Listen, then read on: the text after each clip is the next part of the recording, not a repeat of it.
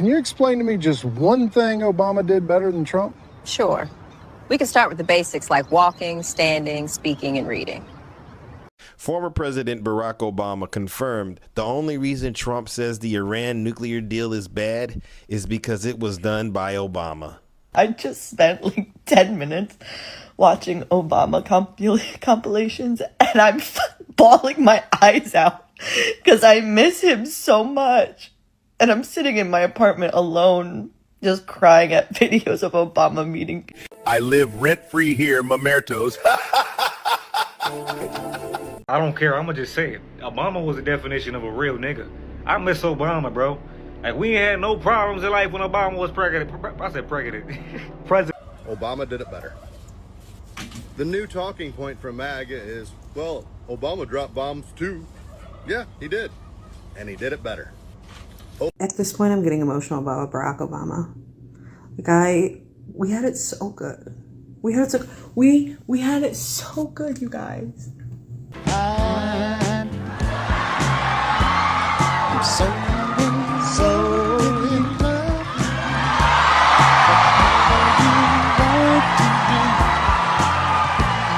love. Obama got a prize. He didn't even know what he got. He got elected, and they gave it to Obama for doing absolutely nothing but destroying our country. No, he was not a good president. The worst president was Sleepy Joe Biden. But Obama was not a good president. How many months after he won the election, then they gave him the Peace Prize, right? It was right after Before he was elected. My election was a much more important election. Former President Barack Obama confirmed the only reason Trump says the Iran nuclear deal is bad is because it was done by Obama. We pulled it off without firing a missile. We got 97% of their enriched uranium out. They were able to maintain a modest civilian nuclear program for energy. And so you think it was working? Well, not only did I think it was working, even Israeli intelligence thought it was working. Even our intelligence services thought it was working. So there's no dispute that it worked. And we didn't have to kill a whole bunch of people or shut down the Strait of Hormuz. Now, well, there was some dispute that it didn't work. Well, our present president believed that it didn't work, which is why he pulled out of it. It's not clear that he didn't believe that it didn't work. He just said it didn't work. Worst deal of all time. Yeah, because I did it, which is fine. That seems to be a pattern. But there was no serious independent folks who would say that it didn't work with respect to the nuclear program. Now, if your agenda was to bring about regime change in Iran, well, that wasn't the goal of the agreement. If your goal was to dismantle the Iranian military so that it couldn't cause any other problems in the region, then it didn't do that, but that wasn't the goal. I like how former President Barack Obama confirmed that his deal never was about regime change, and it was never about destroying Iran's military. It was about making sure Iran never got a nuclear weapon, and it clearly was working. And the only reason Donald Trump decided to plunge the United States into a war with Iran, which has jacked up the cost of living for everyone, is because former President Obama had a good deal with Iran. Wow, this is unbelievable. But guess what? We need more of this from former President Obama. Remember that time where we had a president that actually loved and cared for every citizen in America, and he could sing too? Come on, Obama, sing! So in love with you. Whatever you want to do is all right with me. Yeah! Obama made us feel so brand new. Yeah, he did. Time. So Iran just tweeted out that they will only negotiate with Obama. Yeah, they said, sorry, we're holding out for the GOAT. Yeah, we're not talking to you. We were going to wait for President Obama, the greatest president of all time. We ain't fucking with you, but we're chilling here by the Strait of Hormuz until you send in the varsity team. We will only negotiate with Obama. Oh my, Trump's head is going to explode. He's... I'm sorry. Oh my God. Trump, there will be ketchup, french fries, and cheeseburgers hitting every wall of the White House tonight. Because Iran is straight trolling Trumpy McDupper pants. He's wiper, clean up on the aisle, Oval Office. Yeah, he got a big load right now after this one. Yeah, Iran is trolling Trump. They said they're only going to negotiate with Barack Obama. Fucking genius. So Iran just tweeted out that they will only negotiate with Obama.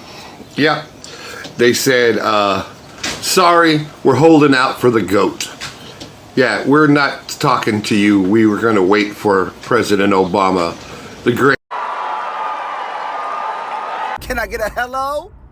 Overnight, Donald Trump posted dozens of times on Truth Social calling for President Obama's arrest, calling President Obama the most, quote, demonic force in American politics, suggesting that President Obama received $120 million from Obamacare, and more in a lengthy tirade that spanned over 30 posts in a matter of minutes. It's not a surprise to see the president struggle to stay awake during the day when he's up all night, ranting on Truth Social and reposting just absurd claims. None of his claims are actually true, and the reason I even make these videos are because for years, the right attacked President Biden for not being fully fit to serve. Staying up all night and posting radical claims, calling for the arrest of President Obama, saying that President Obama's treasonous, all of these things. I mean, that is, any media personnel should look at that and say, that's not fully fit either. And this is not a just let Trump be Trump moment. Presidents should be held to a higher standard. Spread the word, follow for more. This is why they say that Obama was a bad president. We haven't felt like ourselves since Barack Obama. You know, he was this affable guy who was like wearing good suits and looked the part and sounded the part and dressed the part, but was so divisive. That's pretty much the reasoning. Now, this is the reason that I say Obama was a pretty good president. President Obama took office in 2009. The country was in an economic freefall. Unemployment is now at 4.7%. 82 straight months of job growth. That is the longest streak ever in the history of our country. Under President Obama, the high school graduation rate in this country hit 83%. That's the highest it has ever been in the history of this country. Under President Obama, we have had the first drop in the federal prison population in decades. Under President Obama, after a concerted effort by his administration, homelessness among American veterans dropped by half. Under President Obama, 16 countries around the globe gave up every last ounce of their highly enriched uranium, taking away the risk that it could be stolen or misused to assemble the core of a nuclear weapon or to make a dirty bomb. Those are a few reasons I think he was a pretty decent president. I mean, there's more things, but I didn't want to make it a long video. All right, have a good day. Obama. I miss Obama. Yeah, I know about the drones. You don't got to tell me about it. Come on, y'all. I thought this was fake. Iran said they only going to negotiate with the GOAT, the greatest of all time. They only going to negotiate with Obama. What the hell? Come on, y'all. It's crazy, right? This is President Obama. And apparently, President Obama lives absolutely rent-free in Trump's brain. Because last night, Donald Trump could not stop talking about this man. And not very nicely, by the way. Just saying crazy random things that only a crazy person would say. And you don't have to take my word for it. You can go on his Truth Social and just look at the list of nonsense that Donald Trump decided to post about our former president. And I don't understand why. Trump, I don't know what your thing is with this man, but you have other issues to attend to, don't you think? I would think by now this guy would no longer live in your head. You've got bigger problems, my friend. Leave President Obama alone. Just a thought. And I'm not talking about his politics here. You gotta admit, man, he was the best at the job of presenting as president. The affability, charm, the guy looks great in a suit. It just sucks for him. He can only do the job he was best at for 8 years. Let him be president other places, the way athletes go to other teams. The Lakers were pumped. They were like, we got Luka. Imagine Uzbekistan, like, we got Obama? He's gonna turn this franchise around. We're gonna get Disney Plus. He can do anything. So once again, the Republicans are triggered by President Obama. He could breathe and they'd be angry. And this time they're upset because he met with Prime Minister Mark Carney of Canada. That's it. Carney said on social media, "Welcome back to Canada, President Obama. Thanks for joining us in Toronto for important conversations on how we build a better future." Normal stuff, right? But for Maga, they think that something deeper is going on. For example, Laura Loomer said, "Why is Obama meeting with world leaders while Trump is in office? This is a coup." She thinks that Obama meeting with Carney is an attempt to overthrow the United States government. Another popular MAGA account on Twitter said, "He's a former president. This violates the Logan Act." No, it does not. Honestly, I don't know what the F he thinks he's doing. The balls the Democrats have, unbelievable. I actually responded to that tweet by saying, "This you," referencing her back in 2024, celebrating Donald Trump meeting with Netanyahu at Mar-a-Lago. The MAGA Republicans hate Obama because he's better than Donald Trump in every single way, and people actually like him. He's one of the most popular politicians in America, despite leaving the presidency years ago. People still love him. You know, everybody's favorite pastime is to talk about what Obama did and what Obama didn't do for people and for black people and all this shit, right? There's buffoons on what he did for everybody and not just black people. When President Obama took office in 2009, unemployment had hit 10%. Before he left office, unemployment was down to 4.7%. The high school graduation rates in the U.S. jumped up to 83%, which was the highest that it had ever been in the U.S. at the time. Under President Obama, there was 82 straight months of private sector job growth, which is still the highest ever in this country. Homelessness of U.S. veterans dropped by 50%. 16 countries around the world agreed to give up their highly enriched uranium. Under President Obama, our dependency on foreign oil plummeted. Syria ended up giving up their chemical weapons, and he gave tax cuts to the poor and middle class and raised the taxes on the rich. He cut healthcare costs with Obamacare, and it's crazy as hell because a lot of you as Trump supporters were the main beneficiaries of Obamacare. Or we can't forget about this one, the Iran nuclear deal, or the JCPOA, which Iran agreed to give up their nuclear program in exchange for sanction reliefs. You know, and it's crazy as hell that people still hate on President Obama so fucking much, but as bitches. But in my lifetime, he has been the greatest president that this country has ever had. Exactly. I think Obama wanted to do more for the black community. He did some for the black community. That's what the media wants to tell you, the right wing. But he can't just focus on one race at a time. The white wing dislike him because of color of his skin. Let's be real. Feel that hope in our country? I do. You know, the first time I was on the national stage and I talked about hope. Hope it arises in the face of difficulty, in the face of uncertainty. And obviously we're going through some uncertain times. But when you look at the sweep of American history, we've gone through rough patches. And we tend to come out on the other side of them stronger. You know, when you get it, you get it. When you figure it out, you figure it out. When it dawns on you, it dawns on you. And for this former MAGA voter, man, when that light switch came on, it came on. Obama did it better. The new talking point from MAGA is, well, Obama dropped bombs too. Yeah, he did. And he did it better. Obama was able to use surgical strikes and limited military operations to take out targets and not start a fucking war. How about that shit? He did it better. In fact, most of the things that the Trumpies like about Trump, Obama did better. We'll go with unemployment. Obama did better. Economy. Obama did better. Deportations. Obama did better. He was able to deport way more people than Donald Trump, and he's able to do it on 1/10 of the freaking budget. Yeah? And without sending fucking goon squads into American cities. Obama did it better. Obama was able to get across a healthcare bill. Trump can't. Obama did it better. Obama was able to get tax cuts for the low and middle class. Trump for the upper class, for the rich. Obama did it better. So trying to say that Obama did it too on any subject just shows the failure of Trump and the failure of his people to recognize that everything that Trump said Obama did it fucking better. They just don't like that a black man did it better than a white man.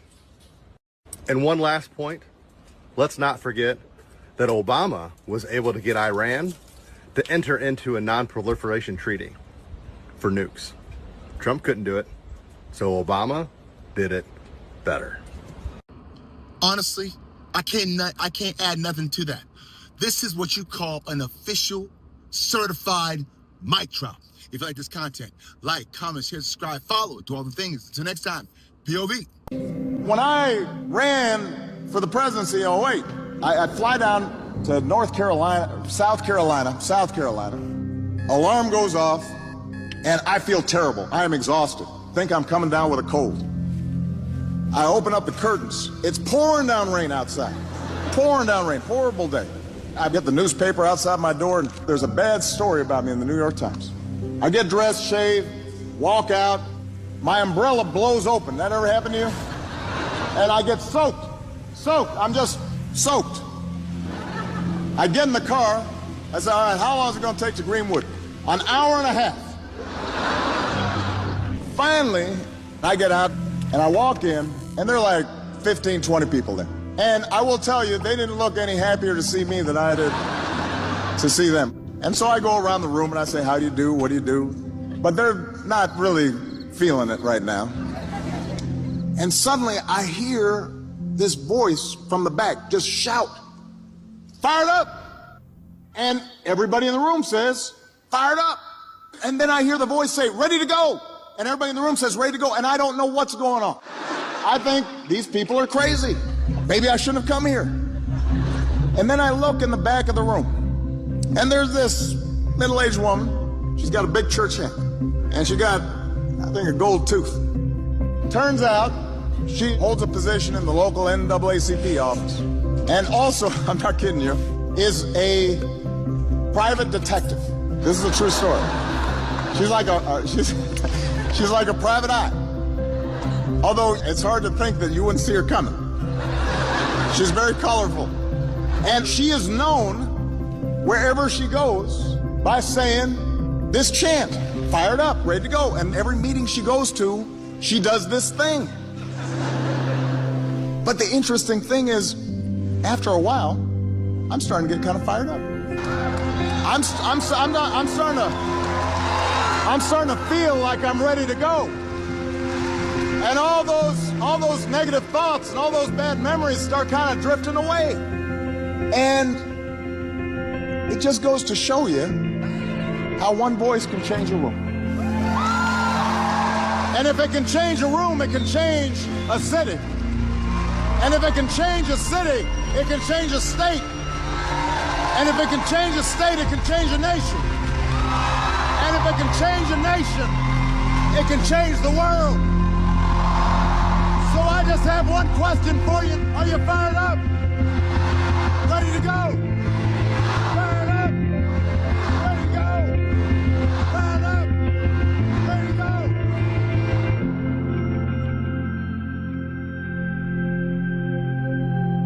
This whole how come you're mad at Trump but not at Obama for the deportation numbers cracks me up, because that just means that Obama's better. Obama did it better, faster, more efficient, with less American lives lost and less protests. Although there were nationwide ones, if you remember, like I do, because I was alive during then. We called him the deporter-in-chief. We, as in Democrats, the ACLU and the activist groups, because we didn't like the policies either. And do you know what the Republicans did? They called us morons and said that we ate our own and we didn't just get in line, and there was no united front to us Democrats. And so, haha, weren't we hilarious? We weren't to be taken seriously.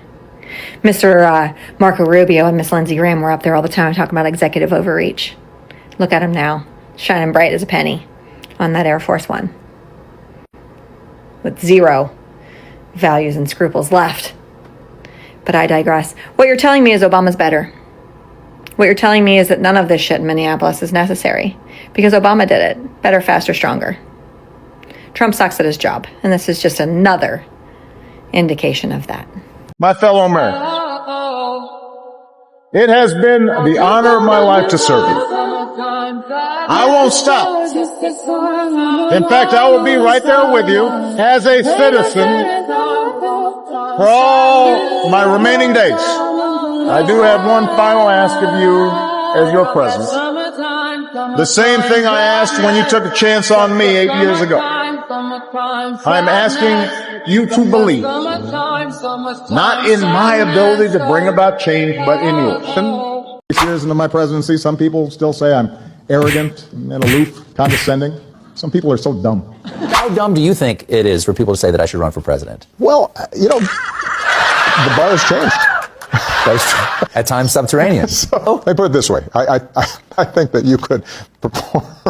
My daughter's a little bit different because this dating thing. Is that something you're nervous about? Yeah, very much. Yeah. You? Malia and Sasha are very sensible to make good decisions. And the second thing is I've got men with guns following him around all the time. This is the main reason I ran for re-election. You know, President Bush is famous for nicknames. Has he tried to give you a nickname? Sometimes he calls me Bama. Bama? Bama. Bama? Sometimes he calls me Rock. He calls you what? Rock. Rock. Oh, that Rock is cool. Rock is not bad. Bama? Rock? Bama. I like that, Rock. yeah. We also have a young up-and-comer on the team, a guy named David Beckham. I have to say I gave David a hard time. I said half his teammates could be his kids. Also have his own line of underwear. As the father of 2 teenage daughters, I know the whole time you were just like, and then he said, girl, I couldn't believe it. After the midterm elections, my advisors asked me, Mr. President, do you have a bucket list? I have something that rhymes with bucket list. Take executive action on immigration? Bucket. And respect for the office, right? So that's been lost. But the reason I point out that I don't think the majority of the American people approve of this is because ultimately the answer is going to come from the American. Thanks, Obama. I have to know, what is it like to be the last black president? Seriously? What's it like for this to be the last time you ever talk to a president? It must kind of stink, though, that you can't run, 3 times. No, actually, I think it's a good idea. If I ran a third time, it'd be sort of like doing a third Hangover movie.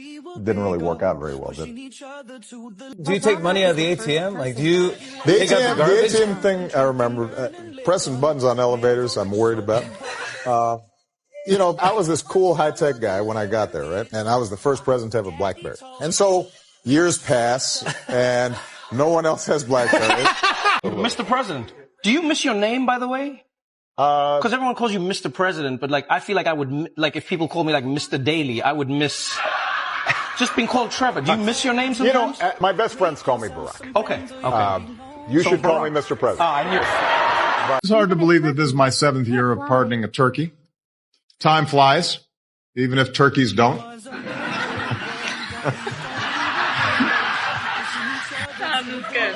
was good. I thought it was pretty good.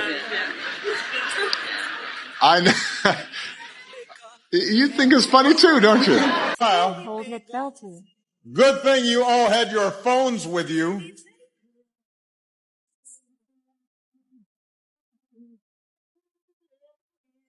As the father of 2 teenage daughters, I know the whole time you're just like, and then he said, girl, I couldn't believe it.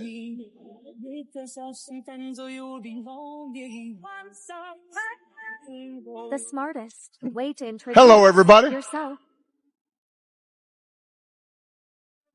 For those of you who don't know me,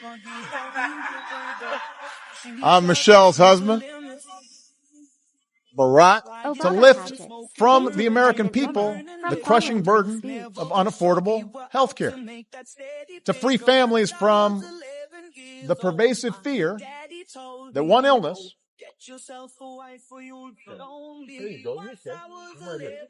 I got you. Yeah. No, you're okay. This happens when I talk too long.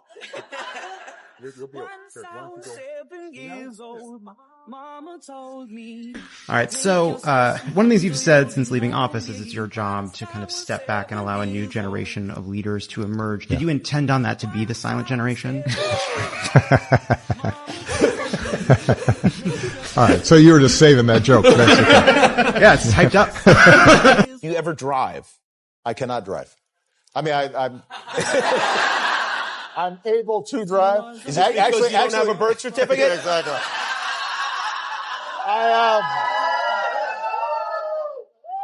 Malia and Sasha, by the way, are thankful that this is my final presidential turkey pardon What I haven't told them yet is that we are going to do this every year from now on.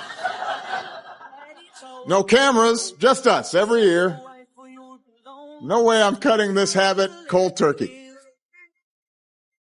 I was so nervous to meet you. And I went up and I was practicing like, hello, First Lady, Miss First Lady. And I walk over and the First Lady starts laughing and looking at me. She goes, oh, honey, oh my gosh, you're so sweaty. And took my tie. This is a true story. I loosened my tie.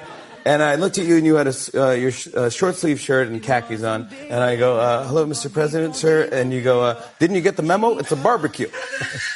And Wife Michelle told me that you are afraid of Sasha. Is that true? Yes. Yes. And the reason is because Sasha is a mini Michelle. And I'm afraid of Michelle, and Sasha, having seen that, basically has the same look and the same attitude. Malia is more like me temperamentally. So, and we call ourselves the long faces. Thank you. Vice President Biden, Vice President. That was a joke.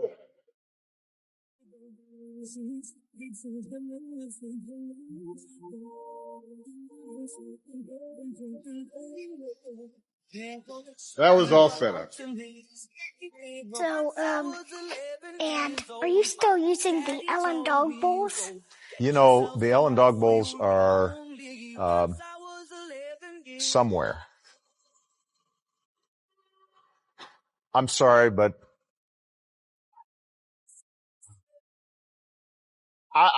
yeah, Bo and Sonny, Give me my charm back. Give me.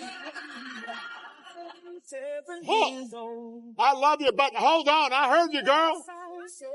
Just settle down. I'm here to talk to everybody, not just you.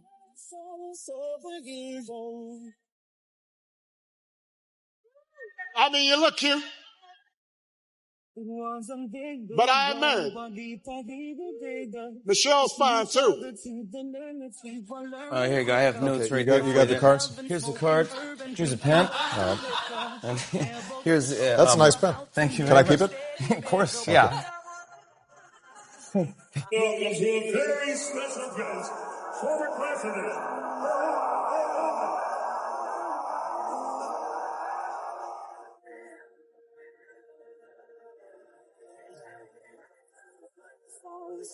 He likes hanging out with the president. I remember the first time I went in the store, right after Malia was born. I was like, what? That's how much diapers cost? I remember changing diapers. You think Donald Trump ever changed the diaper?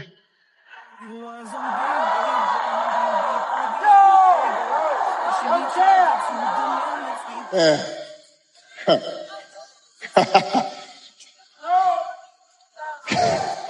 I almost said that, but I decided I shouldn't say it. Good evening, everybody. I know I was a little late tonight. I was running on CPT.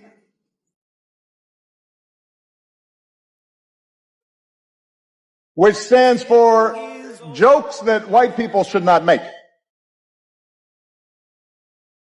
I have no more campaigns to run. My only agenda, I know because I won both of them. Yeah. Why are you crying? Powerful nation in the world. But why are you crying though? It sounds less like reality and more like the premise of an NBC setup. He's the commander-in-chief and he's the really old man. It's 4 o'clock. Oh, he's not dead. He's on vacation. Golden guy. Here, we need the windows and the Because I saw videos. Ecuador. I don't care what door. He's alive still? Yes. The New York Times calls it a terrible show. You thought Obama was dead? We need a decision. You thought Obama was tu payasito? Did I ever tell you about the time I found $5 in my jacket? Y'all, this is what a president should do.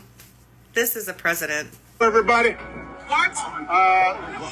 As we approach Veterans Day, I wanted to stop by and just say thank you for your extraordinary service to you, your family. The sacrifices that all of you made to protect our country is something that will always be honored. And we are very grateful, and we also happen to welcome you with a 70-degree day in D.C., which doesn't always happen around here. That's the first time I've seen a president, former or current, greet an honor flight, and that is absolutely amazing. A commander-in-chief, a leader who's going to show up and tell you that your service was worth something. I think that's the important part, so I think it was a great thing to know. Last time I got to see a president, it was Gerald Ford. How about that? So nice. To say thank you to Obama for being a good president, and he saved my life, so I will never, like, he was the last good president, in my opinion, the last good one, and he wasn't perfect. Mind you, he had his things. A lot of stuff I didn't agree with. I don't agree with the Patriot Act. I don't agree with a lot of other stuff, like nobody's perfect, but at least he didn't try to kill his citizens. I don't care. I'm going to just say it. Obama was the definition of a real nigga. I miss Obama, bro. Like, we ain't had no problems in life when Obama was president. I said president. President, my nigga. Like, real shit, though. Real shit, though. Think about life when Obama was president, my nigga. Like, dog, this shit was like, bro, we was living in La La Land, my nigga. Nothing bad was happening. Real shit. I mean, not that I remember. But, yo, like, dog, shout out to my nigga Barack. Barack is the definition of a real nigga. We ain't gonna get another Barack again. They not letting that happen. We're not gonna get another Barack again. They're not letting that happen. You know what I mean? Like, Barack was sent from God. I'm telling y'all. Hey everybody, it's Sonia from El Paso, Sonia Steele from El Paso, seasoned cracker, not to be confused with the soggy Saltines on the right, second generation American, daughter of an immigrant and non-practicing Caucasian, yes. And I am here right now because I gotta go to work. I gotta get ready to go to work, but I just saw a post of Trump saying that he might be president for the next 8 or 9 years, and I think that's absolutely fucking hilarious that he thinks he's even going to be around that long. He's barely there now. But anyway, that's not the point. I give zero mind thoughts to him in his next 8 or 9 years, though I don't think they're going to be walking this earth. It brings me to the point that if he thinks he can run again, then that opens up the door for Obama to run again. And y'all, if Obama runs again, that is a celebration to be had, because he was an elegant president. He was a president for all the people. He cared about everybody, not just those people that voted for him, but the people that didn't vote for him too, because he knew that his job was to lead all of the people, whether or not they liked him or not. You never heard Obama talk trash about a reporter. You never heard Obama talk trash or call a woman a name. You never heard Obama be disrespectful to a group of people that did not vote for him. You never heard Obama say he was going to wipe out an entire country.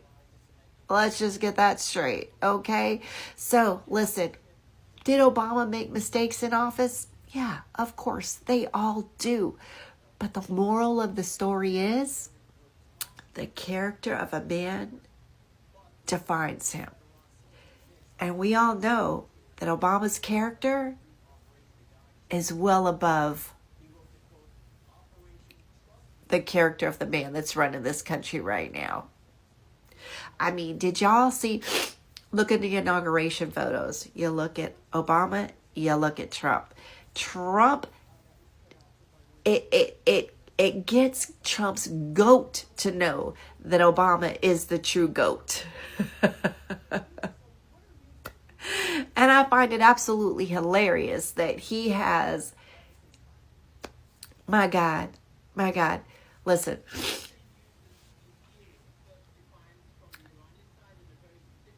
Secretly, I think Trump would vote for Obama too, because he just idolizes him so much. He just loves everything about Obama, and that's why he hates him so much, because he wants to be Obama, and that's why he tries to do the orange coloring, but it's not working out right for him. But listen, Obama was one of the best presidents of my lifetime.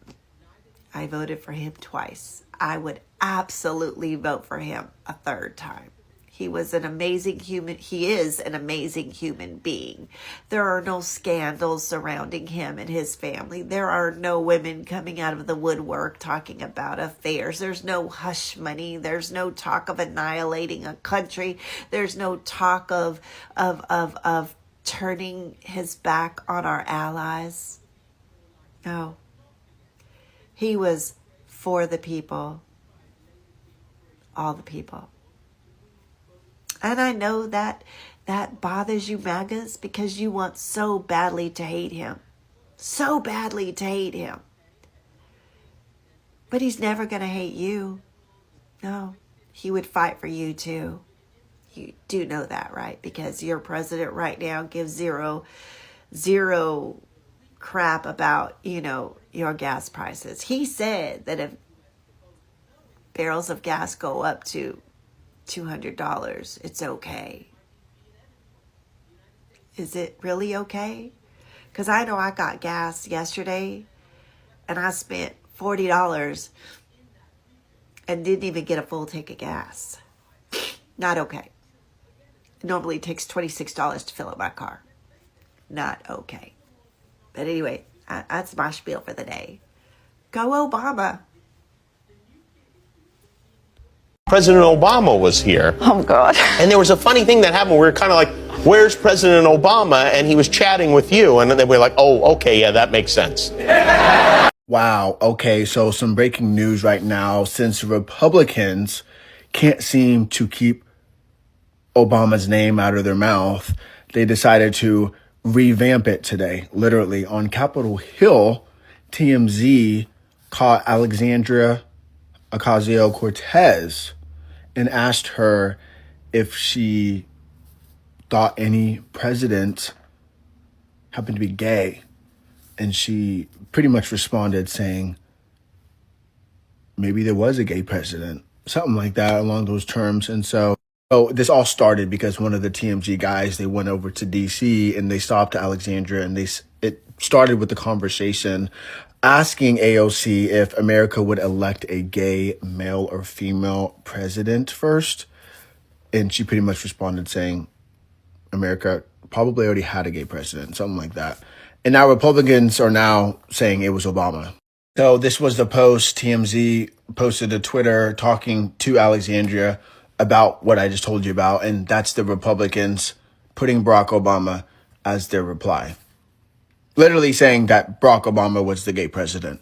But if you really want to go that route, really, there's many books, stories, even historians talking about Abraham Lincoln being gay. So we could accuse one another all day long. Why does your sexuality matter just to be a leader? That doesn't make sense. Why do we give a shit? Share the story. Don't forget to follow along for more. I will always keep you up to date with all the news that you need to know about. This one, honestly, you needed to know about just because the Republicans just can't get enough of Obama. Come on, y'all. I thought this was fake. Iran said they only going to negotiate with the GOAT, the greatest of all time. They only going to negotiate with Obama. What the hell? Come on, y'all. It's crazy, right? This is like... What did you talk about? Oh, my God. This is terrible, Jimmy. This is What do you terrible. mean it was terrible? He was so complimentary about you and how grateful he was to be on the show, and that he felt like being on the show, he felt like he was reaching a demographic that, just the younger, Hollywood and he didn't say it like this, so please don't quote me because I'm not quoting the president, but something like that. And then there was this pause, and I didn't know what to say. And all I could come up with was, well, if you're looking for a different demographic, I can take you to a strip club.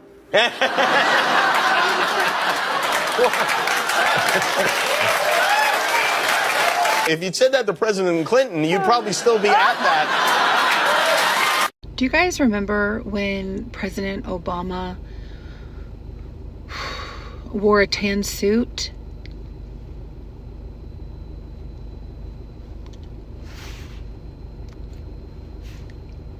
And it was like a really big deal. Peter King, who was a Republican congressman, said, and I quote, "There's no way, I don't think, you can excuse what the president did yesterday. I mean, you have the world watching." End quote. Republican legislators called it unpresidential and shocking. Fox News said it was a sign of weakness and a lack of seriousness. He wore a tan suit. Do you remember that? That was their reaction to him wearing a tan suit.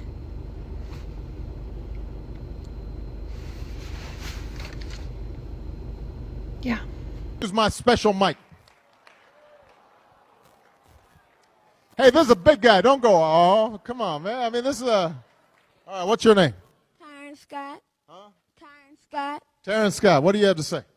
I have to say why people hate you and why they supposed to love you, and God is love. And that's what I'm talking about. Come on, man.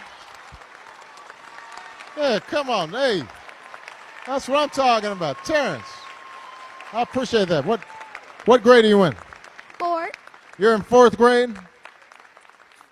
Well, now, first of all, I did get elected president, so not everybody hates me now. I don't want you to... I got a whole lot of votes. I want to make sure everybody understands. But, you know, what is true is if you were watching TV lately, it seems like everybody's just getting mad all the time. And I think that you've got to take it with a grain of salt. Some of it is just what's called politics, where, you know, once one party wins, then the other party kind of gets, it feels like it needs to poke you a little bit to keep you on your toes. And so you shouldn't take it too seriously. And then sometimes, as I said before, people just, I think they're worried about their own lives. You know, a lot of people are losing their jobs right now. A lot of people are losing their health care, or they've lost their homes to foreclosure, and they're feeling frustrated. And when you're president of the United States, you know, you got to deal with all of that. That's exactly right. And, you know, you get some of the credit when things go good, and when things are going tough, then, you know, you're going to get some of the blame, and that's part of the job. But, you know, I'm a pretty tough guy. Are you a tough guy? You look like you're pretty tough, and so you just got to keep on going even when folks are criticizing you, because as long as you know that you're doing it for other people. All right, so thank you. You're a fine young man. President Barack Obama faced 11 assassination attempts during his time in office. The reason why nobody remembers that is because they were handled through the proper channels, his government investigated, his Secret Service protected him, and all the plots were foiled. He did things quickly, quietly, handled through the proper channels, and that allowed those events to not get much press. But Trump is such a whiny crybaby, he has to cry about everything, that now everybody and their mama will always talk about these, and that subconsciously makes people think that, yo, maybe in America isn't as good as strong as we think we are. Especially combined with us not winning at Iran quickly like he said we would. Just food for thought. I just learned that Barack Obama is our first and only president that was born while America had 50 states. What the fuck? My mom didn't live to see me as president, but she was reflected in everything I did as president, because she was a kind person, somebody who believed in doing things for other folks and not just thinking for yourself. A lot of those values of respecting people, regardless of their backgrounds, and listening to them and learning from them, I learned from her. At some point, to being able to sit there, maybe not right during the opening because it'll be really packed, but maybe 20 years from now where people won't know, and I can kind of sneak over there and just sit there and watch some kids running through some water on a nice summer day, and I know that would make her happy. Early polling data suggests that both Republicans and Democrats are excited about Michelle Obama's presidential run. Both Republicans and Democrats appear to be excited about their chances with Michelle Obama running. But here's what Michelle had to say about that. For years, Donald Trump did everything in his power to try to make people fear us. See, his limited, narrow view of the world made him feel threatened by the existence of two hard-working, highly educated, successful people who happen What do you think about this entire story? In your view, what is really going on behind these repeated statements and actions? Because if we look closely, we can see the same pattern appearing again and again. Many people believe this is no longer simply a political disagreement, but has become a long-standing obsession. It feels as though with each passing year, he becomes increasingly consumed by his own thoughts. Many people believe the root cause lies in competition and lingering resentment toward Obama. In their eyes, Trump has never truly come to terms with the fact that Obama, a black man, achieved political success on an extraordinary scale. Even after all these years, that chapter seems never to have fully closed in his mind. Do you remember the White House Correspondents' Dinner? That was the event during which Obama repeatedly made jokes at Trump's expense, turning him into the target of laughter throughout the room. In reality, tensions between the two men had existed long before that, particularly when Trump repeatedly questioned Obama's birthplace and demanded that he release his birth certificate. At the time, Trump often argued that if Obama were truly an American citizen, he should provide official proof to demonstrate it. What is noteworthy, however, is that regardless of whether people belonged to the Maga movement, the Democratic Party, the Republican Party, or were independent voters, most agreed on one point: Obama's mother was a citizen of the United States. For that reason, many people believed that Obama's American citizenship was never something that needed to be debated. Nevertheless, pressure to release his birth certificate continued until Obama eventually decided to make the document public. To be honest, I no longer remember the exact sequence of events. I am not sure whether the release of the birth certificate occurred before or after the White House Correspondents' Dinner. If anyone remembers more clearly, they are welcome to share their perspective. Personally, I no longer recall the precise order of events. Regardless, on that night, Trump became the subject of numerous jokes made by Obama, and I have to admit that I laughed a great deal. Those remarks genuinely had the entire room roaring with laughter. For many people, that moment felt like a turning point. It seemed as though a switch had been flipped in Trump's mind. Many believe that this was the moment he became determined to pursue a presidential campaign. Perhaps the idea had already existed beforehand, but that event appeared to serve as a powerful catalyst. For many years before that, Trump had frequently been asked whether he intended to run for president. However, after what happened at the White House, he seemed to have made his final decision. Perhaps in his own mind, it was also a way to prove that Obama had underestimated him. Trump then entered the political arena, and the rest became history. He won and entered the White House twice. No one denies that electoral victories brought him to power. As for controversies surrounding other elections, they remain a topic of discussion for many people to this day, but that is just a little humor. What is particularly interesting is that even now, Obama continues to appear frequently in Trump's speeches and comments. It seems that story has never truly been left behind. Meanwhile, Iran has also sent a fairly clear message. From its perspective, it does not want to negotiate with Trump and would rather deal with Obama. That is the person with whom it would be willing to sit down and negotiate. According to Trump's critics, tensions with Iran have had negative effects on the global economy and increased instability across various markets. In that context, Iran has maintained its position that it does not wish to engage with Trump and would prefer to work only with Obama. From Iran's perspective, one point that many people acknowledge is that it participated in negotiations and demonstrated a willingness to honor the commitments that had been made. However, according to Trump's critics, those diplomatic efforts were repeatedly disrupted by controversial statements on social media, causing negotiations to stall time and again. As a result, the global economy has increasingly had to bear the consequences. The situation has become even more complicated as some countries, once considered key allies in the region, no longer appear as aligned as they once were. Some observers argue that Saudi Arabia wants the United States to take a tougher stance toward Iran. Yet there have also been numerous reports suggesting that the country is no longer willing to support every military campaign, as it may have done in the past.